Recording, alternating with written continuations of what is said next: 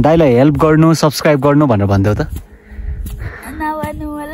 भन न म त यो त एकदमै यो रिक्स लिएरै चढेको हो यो त गुड मर्निङ एन्ड नमस्ते सबैजनालाई welcome to my YouTube channel है अहिले चाहिँ हामी हाँसपोखरी छेउ सामुदायिक होमस्टेमा छौँ अर्ली इन द मर्निङ चिसो छ एकदमै पानी परेको कारणले गर्दाखेरि देख्न सक्नुहुन्छ अनि बिहानै कति 2 बजेदेखि नै पानी पर्यो अनि हामी छिटो यहाँबाट उठ्न सकेनौँ प्लस हिजोको थकान पनि थियो अब आज चाहिँ हामी हाँसपोखरी हुँदै मयुङ डाँडातिर घुम्ने छौँ पछाडि मजाले डाँडाहरू देखिन थालिसकेको छ अब मयुङ चाहिँ कता हो मलाई एक्ज्याक्टली थाहा भएन सायद त्यतातिर हुनसक्छ हाँसपोखरी चाहिँ यो डाँडा पल्लोपट्टि छ अरे र मेरो सोच चाहिँ म माथि सिलेचुङ टपसम्म नै पुग्ने थियो तर मौसम पनि राम्रो नभएर म त्यहाँसम्म नजाने निर्णय गरेँ हामीलाई साथी दिने भनेर एकजना भाइलाई भन्दै हुनुहुन्छ होइन भाइ चाहिँ बिचरा अब केटाकेटी नै छ नि त मानिरहेको छैन तपाईँलाई त होइन तपाईँलाई त खतरा देखिरहेछ कसम मुमिन भन्छ नि एलियन जस्तो देखिरहेछ मलाई झन् कस्तो देखिरहेछ पुरा स्कुटरको रेनकोट ओढेर म पछाडि झोला आईको ढाड तर पानी रोकिँदैछ अलिअलि पर्दैछ हामी जानुपर्ने अब कहाँनिर जानुपर्ने भन्दाखेरि त्यो डाँडा हुँदै परको डाँडा जानुपर्ने अरे मयुङ डाँडा चाहिँ यो पछाडिको टेन्ट चाहिँ क्याम्प लगाएको दाइहरूले चाहिँ मुन्दुम ट्रेल बनाउँदै हुनुहुँदो रहेछ अनि हिजो उहाँनिर हामी के भन्छ हाम्रो होमस्टेमा नि उहाँ दाजुसँग भेट भएको थियो अनि 1 2 3 वटा क्याम्प छ 4 वटा क्याम्प छ सबै उहाँहरूले नै बनाउँदै हुनुहुँदो रहेछ मुन्दुमको ट्रेल चाहिँ है हाम्रो अगाडिको सानो भाइ चाहिँ हाम्रो आशिष भाइ हो होइन अनि ऊ चाहिँ मात्र 11 वर्षको ऊ 6 क्लासमा पढ्छ अरे अनि अहिले छुट्टी छ रहेछ अनि हाम्रो आजको मयुङको गाइड भनौँ न हाम्रो सानो गाइड ओ भाइले नै हामीलाई आज मयुङ घुमाएर लिएर आउँछ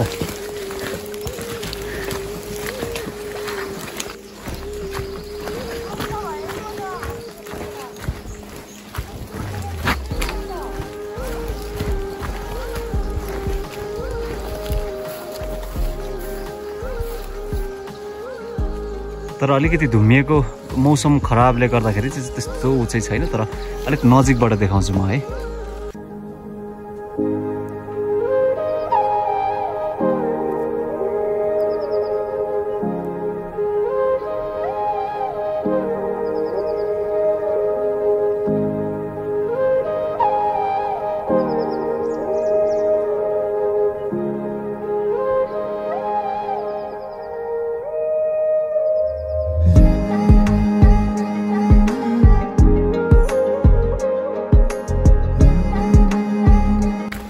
अब पानी पनि रोकियो अलिक एकछिन त्यहाँनिर सुम्निमा पारुहाङको मूर्ति भएको ठाउँमा ओत लाग्यो अनि त्यहाँनिर चाउचाउ खाजाहरू खायौँ चाउचाउहरू पकाएर खायौँ अनि त्यस पछाडि अब फेरि मयुङतर्फ जाँदैछौँ हामी हाँसपोखरीलाई पछि छोड्दै मयुङको यात्रामा छौँ र हामी चाहिँ अघि चाहिँ पल्लो साइडबाट छिरेको थियौँ अनि अहिले चाहिँ यो साइडबाट घुमेर माथितिर जाँदैछौँ पछाडि पोखरी हाँसपोखरी र अघि हाँसपोखरी नाम त हाँसपोखरी यो पोखरीको नाम होइन र 2टा जोडी हाँस पनि आएर मजाले खेलिरहेको थियो कि अनि त्यो पनि देख्न पायौँ खुसी लाग्यो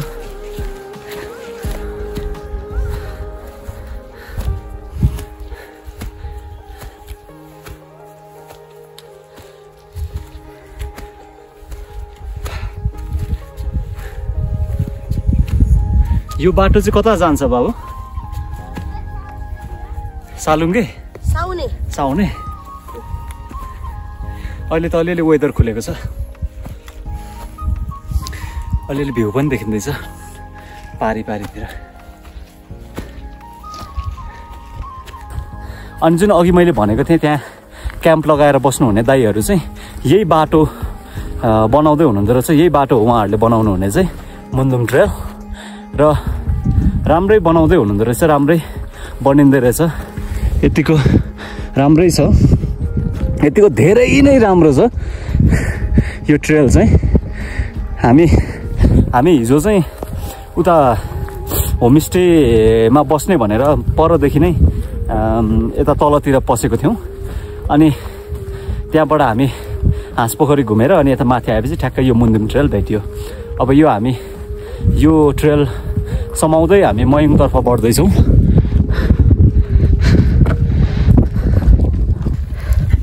ल आउनुहोस्, म सँगसँगै मुन्दुम ट्रेल हुँदै मयुङतर्फ लागौँ है।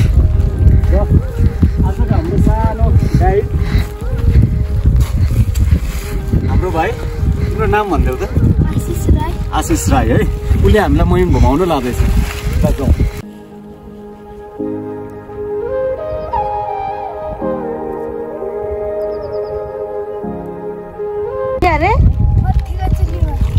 त्यो माथिको चुली हो? ए नजिकै रहेछ। ल जाउँ जाउँ जाउँ।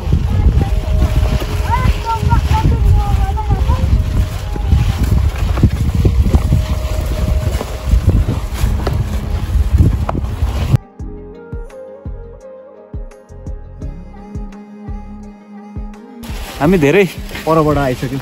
त्यो परको डाँडाबाट आएको हामी जस्ट निकै नै हिँडिसक्यो। र अब अहिले चाहिँ हामी ठ्याक्कै यो डाँडाको मुनि हुँदै जान्छौँ होला सायद। यो डाँडा पछाडि जान्छौँ हामी। एकदमै बाटोमा भेटेको टोपीहरू पनि लगाएर हिँडिरहेको छौँ पानीबाट बच्नु भनेर। अब म पनि यसो लगाउनु पर्छ होला, अनि फेरि भरे फर्किँदाखेरि चाहिँ यहीँ छोडेर गइदिने क्या। त्यो जुन अघि हामी आइरहेको बाटो चाहिँ हाम्रो सानो गाइडलाई पनि थाहा रहेन रहेछ। अनि हामी अब बाबुले चाहिँ यो उकालो चढेर जानुपर्छ भनेर भनिरहेछ। अब सकिन्छ कि सकिँदैन, लडेर मरिने हो कि बा? यस्तो उकालो छ, बाँदरले लड्ने खाले ठाडो उकालो छ। अब सकिन्छ सकिँदैन यार। अब भाइलाई पनि 2 वर्ष अगाडि आएको अरे सानो गाइड, उसलाई पनि यताको बाटो कता जान्छ भनेर थाहा छैन अरे। हाम्रो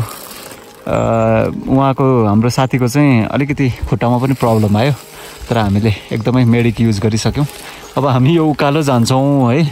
ल साथीहरू, टोपी चाहिँ यहीँ छोडिदिने हो? ए ल ठिकै छ। ल ल अब हामी यो उकालो जाँदैछौँ। यो त पुरै एकदमै मेन भर्सेस वाइल्ड नै भयो आज होला जस्तो छ। उकालो उहाँ तलदेखि यस्तो भिड बाटो आयौँ होइन। तर यो हामीलाई पनि बाटो थाहा नभएर परैबाट डाँडा चढेको थियो भने चाहिँ हामी अघि नै पुग्थ्यौँ होला माथितिर। तर हामी एकजना सानो भाइले पनि बाटो, उसलाई पनि कन्फ्युज भएछ र यो बाटो यस्तो भिड चढाइदियो बाबुले। अब अलिकति अब सिधै जाउँ है हामी। आउँदैछौँ उता उता सिधै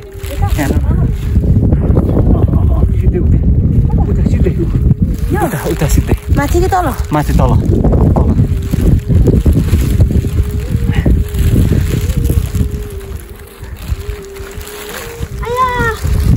तपाईँहरू चाहिँ यस्तो रिक्स नलिनु होला।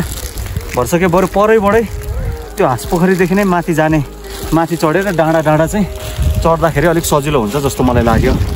किनभने यस्तो भिडमा त यो त एकदमै यो रिक्स लिएरै चढेको हो यो त।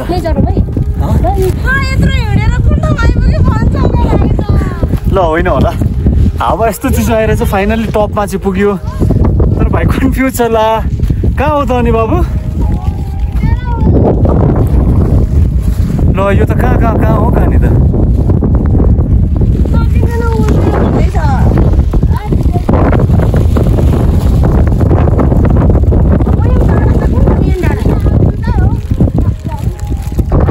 यता माथि रहेछ मयुङ डाँडा चाहिँ सायद।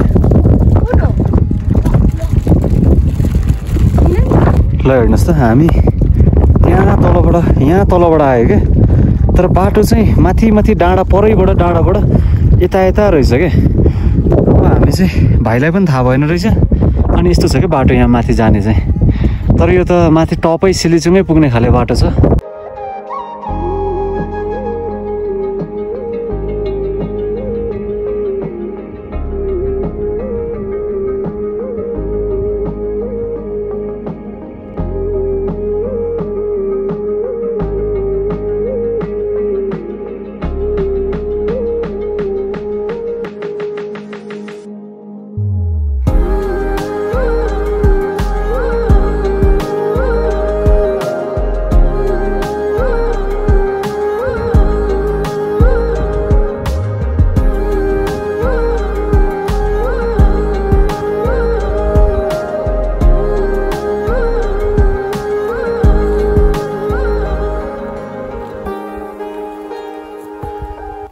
अब चाहिँ हामी टपमा पुग्न लागिसक्यौँ है।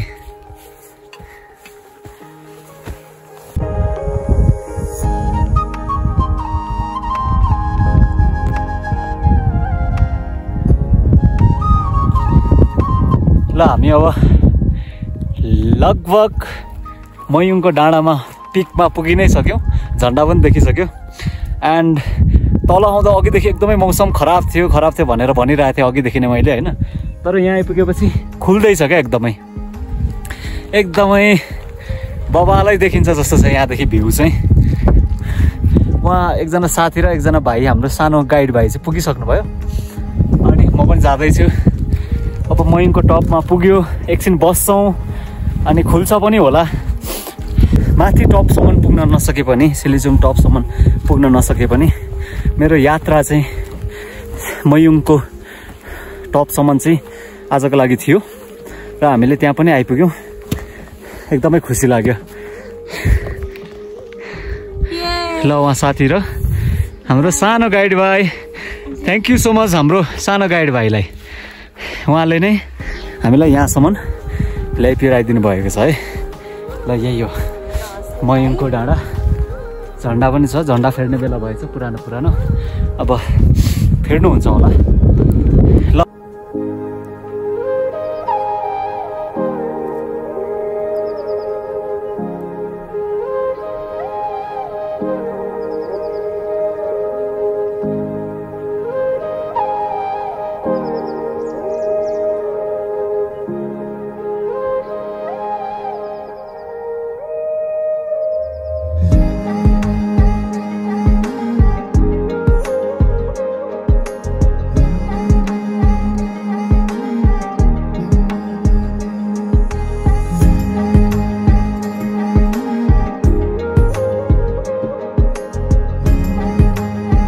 मयुङको डाँडामा आएर चाउचाउ पकाएर खाइयो। म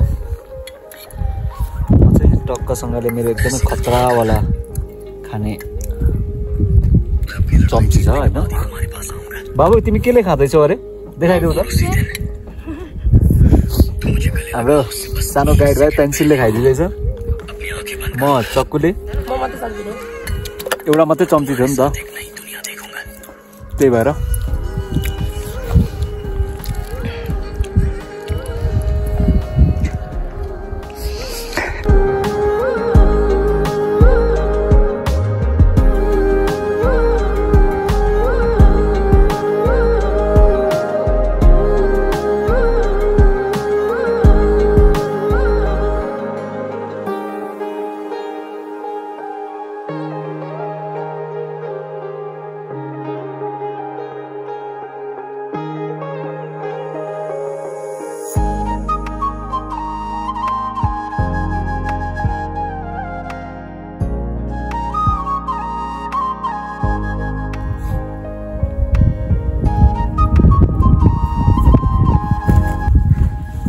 खुल्छ नै होला जस्तो चाहिँ लागिरहेछ,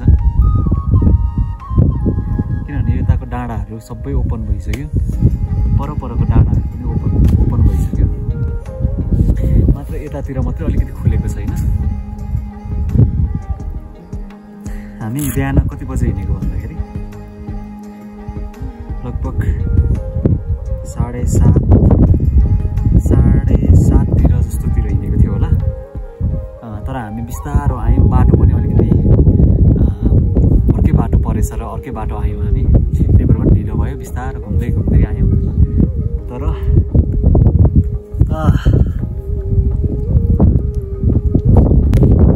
देख्नुभयो साथीहरू, यहाँ आइपुगेपछि खुल्यो कि, तर हामी फर्किने क्रममा छौँ र पनि एटलिस्ट वरिपरिको भ्यू त हेर्न पायौँ नि त। बिहान त्यस्तो परिरहेको थियो, तर यो फर्किने क्रमको भिडियो हो। त्यस्तो राम्रो भ्यूहरू देखिरहेछ।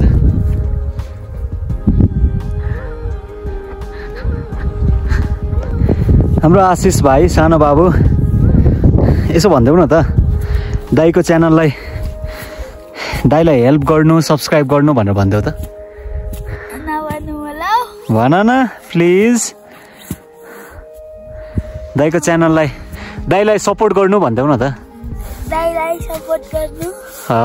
अनि सब्सक्राइब पनि गरिदिनु भन न। सब्सक्राइब पनि गरिदिनु। ल, उही भाइ हो हाम्रो, हामीलाई यहाँ मयुङसम्म ल्याइपुर्याइदिने भाइ है। तिम्रो नाम फेरि एकचोटि भनिदेऊ नि त। आशिष राई। आशिष राई। कतिमा पढ्छौ अरे? 6मा। कति वर्षको पुग्यो? 11। ल अब हामीलाई फेरि होमस्टेसम्म सही सलामत पुऱ्याऊ है त। तर अघिको जस्तो भिरको बाटो होइन ल। ओके ल।